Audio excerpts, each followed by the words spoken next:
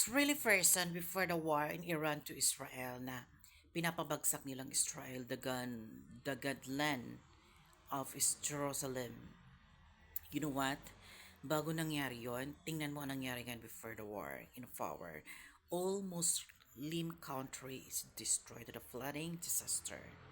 Because walang makakabagsak ng bansa ng Israel o Jerusalem na gobyerno o ibang bansa para i-war sila o hukumin. No, because the God is power and protect the land is a warn.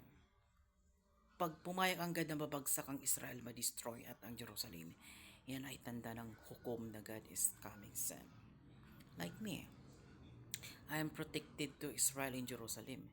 Wala akong pakialam sa mga bansa na kung anong may galit dyan. Basta, this is really nice.